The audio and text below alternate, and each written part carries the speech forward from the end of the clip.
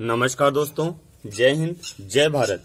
दोस्तों, आज हम इस वीडियो में जानेंगे गद्य खंड की व्याकरण से जुड़े हुए समस्त सही विकल्प जो बोर्ड की परीक्षाओं में पूछे जाएंगे और पूछे गए हैं पिछले सालों में। तो ये 9th, 10th, 11th और 12th की परीक्षाओं में बहुउपयोगी सही विकल्प हैं दोस्तों ये। तो हम देखते हैं, शुरुआत करते हैं। हिंदी की प्रथम एकांकी है एक घूंट। इसके रचयिता हैं जयशंकर प्रसाद। हिंदी की प्रथम कहानी है इंदुमती। इसके रचयिता हैं किशोरीलाल गोस्वामी। हिंदी की प्रथम उपन्यास है परीक्षा गुरु। के रचयिता हैं श्रीनिवास दास। हिंदी का प्रथम निबंध है लेवी प्राण लेवी। इसके रचयिता हैं भारतेंदु हरिश्चंद्र। हिंदी की प्रथम लघु कथा है एक टोकरी भर मिट्टी। इसके रचयिता है माधवराव सप्रे। हिंदी की प्रथम डायरी है मेरे कॉलेज की डायरी। इसके रचयिता हैं धीरेन्द्र कुमार वर्मा। फिर है हिंदी की प्रथम कहानी कौन सी पत्रिका में छपी थी। हिंदी की प्रथम कहानी सरस्वती पत्रिका में छपी थी। कुछ बच्चे इंदु पत्रिका लिखे आते हैं कि हिंदी की प्रथम कहानी थी इंदुमती, तो इंदुमती पत्रिका में छपी थी, जबकि काय में छपी थी सरस्वती पत्रिका में। नाटक का प्रमुख उपादान मतलब होता है प्राण तत्व, तो नाटक का प्रमुख उपादान है रंगमंचीयता। एकांकी का प्रमुख प्राण तत्व यानी कि उपादान तो है संघर्ष। भारत दुर्दशा नाटक के रचयिता कौन है, तो भारतेंदु हरिश्चंद्र हैं। चंद्रगुप्त, स्कंदगुप्त, ध्रुव स्वामिनी नाटक के रचयिता कौन है, तो जयशंकर प्रसाद हैं। हिंदी की नवीन विधा है लघु कथा। उपन्यास व कहानी सम्राट कौन है, तो मुंशी प्रेमचंद हैं। अब आपसे पूछा जाएगा आंचलिक उपन्यास व कहानी सम्राट कौन है। अभी आपसे पूछा क्या गया था, उपन्यास व कहानी सम्राट कौन है, तो प्रेमचंद जी थे। अब पूछा जाएगा आंचलिक उपन्यास व कहानी सम्राट कौन है, तो कौन है, फणीश्वरनाथ रेणु। निबंध सम्राट कौन है, तो निबंध सम्राट हैं आचार्य रामचंद्र शुक्ल। रेखा चित्र और संस्मरण सम्राट कौन है, तो कौन है, महादेवी वर्मा। घुमक्कड़ शास्त्र के रचयिता कौन है, तो घुमक्कड़ शास्त्र के रचयिता हैं राहुल सांकृत्यायन। सरस्वती पत्रिका का संपादन किसने किया था, तो आचार्य महावीर प्रसाद द्विवेदी ने किया था और 1903 में किया था। द्विवेदी जी ने कुल कितने निबंधों का अनुवाद किया है, तो 23 निबंधों का अनुवाद किया है।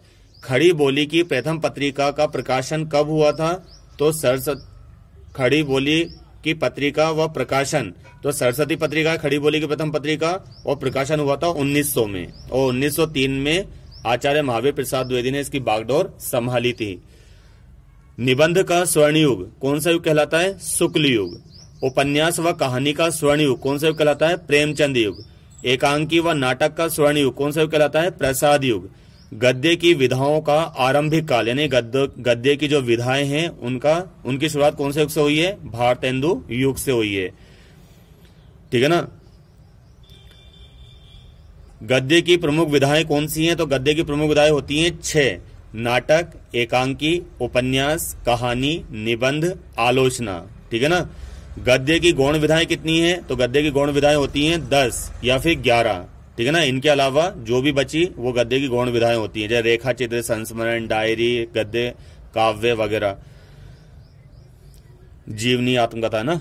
गद्य की विधाओं का विकास काल यानी गद्य की विधाओं का विकास काल कौन से युग में हुआ, तो कौन से युग में हुआ, द्विवेदी युग में हुआ। यानी कि आरंभ तो हुआ भारतेंदु युग में, विकास हुआ द्विवेदी युग में और स्वर्ण युग कहलाते हैं ये।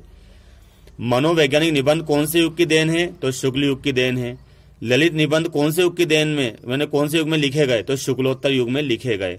सूत्रात्मक शैली के जनक कौन है, सूत्रात्मक शैली के जनक हैं आचार्य रामचंद्र शुक्ल। और भी देखते हैं दोस्तों हम सही विकल्प। देखिएगा आप, चंद्रकांता उपन्यास के रचयिता कौन है, तो चंद्रकांता उपन्यास के रचयिता है देवकीनंदन खत्री। चंद्रकांता, नरेंद्र मोहिनी और भूतनाथ किस प्रकार की उपन्यास है, ये तिलिस्मी उपन्यास है। गोदान उपन्यास के रचयिता कौन है, तो मुंशी प्रेमचंद हैं। गोदान, रंगभूमि, कर्मभूमि, सेवा सदन, प्रेमाश्रय उपन्यास के रचयिता कौन है, तो मुंशी प्रेमचंद।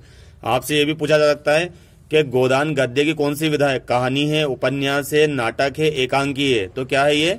उपन्यास। यानी कि आपको इधर से भी याद करने हो, इधर से भी उल्टे पुल्टे सब याद करने हैं आपको। ये नाटक व एकांकी के प्रमुख तत्व कितने होते हैं दोस्तों? 7 होते हैं। उपन्यास व कहानी के प्रमुख तत्व कितने होते हैं? 6 होते हैं। निबंध कितने प्रकार के होते हैं? निबंध 4 प्रकार के होते हैं, विचारात्मक, विवरणात्मक, कथात्मक और भावात्मक।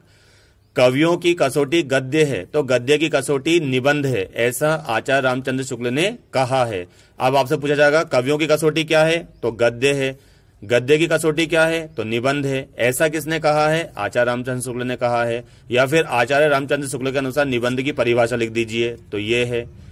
द्विवेदी जी ने सरस्वती पत्रिका का संपादन कब किया था? तो 1903 में किया था। रिपोर्टाज किस भाषा का शब्द है? तो ये फ्रेंच भाषा का शब्द है। रिपोर्टाज को अंग्रेजी में क्या कहते हैं? तो रिपोर्ट कहते हैं। रेखा चित्र को अंग्रेजी में क्या कहते हैं? तो रेखा चित्र को अंग्रेजी में स्केच कहते हैं। रेखा चित्र हिंदी के किस शब्द से बना है? तो एक चित्रकला शब्द से बना है। गद्य और पद्य का समावेश किस विधा में होता है? तो चंपू काव्य में मिलता है हमें। पंडित बनारसी दास चतुर्वेदी को रेखा चित्र का भीष्म पितामह कहा जाता है। जीवनी का कीर्ति स्तंभ आवारा मसीहा को कहा जाता है। आवारा मसीहा जीवनी के रचयिता हैं विष्णु प्रभाकर। आवारा मसीहा जीवनी किसके ऊपर है? तो शरद चंद्र चटर्जी, जिन्होंने देवदास उपन्यास लिखी है। कलम का सिपाही जीवनी के रचयिता कौन है? अमृत राय। अमृत राय प्रेमचंद जी के बेटे हैं।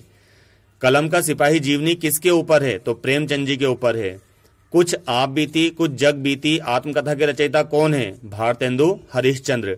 मेरी असफलताएं आत्मकथा के रचयिता कौन है? बाबू गुलाब राय। सत्य के प्रयोग आत्मकथा के रचयिता कौन है? महात्मा गांधी। अग्नि की उड़ान आत्मकथा के रचयिता कौन है? तो कौन है? एपीजे अब्दुल कलाम। आधुनिक प्रेमचंद के नाम से कौन जाना जाता है? तो जैनेन्द्र कुमार को कहा जाता है आधुनिक प्रेमचंद। करुणा तथा वेदना की मीरा कौन है? महादेवी वर्मा। नदी के द्वीप हम उपन्यास के रचयिता कौन है? तो अज्ञे जी है।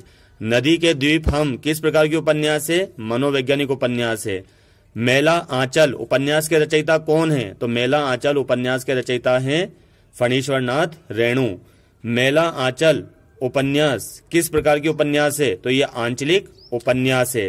ठेस संवादिया, ठीक है ना, ये कैसी कहानी है? तो ये आंचलिक कहानी है। इनके रचयिता कौन है? फणीश्वर नाथ रेणु।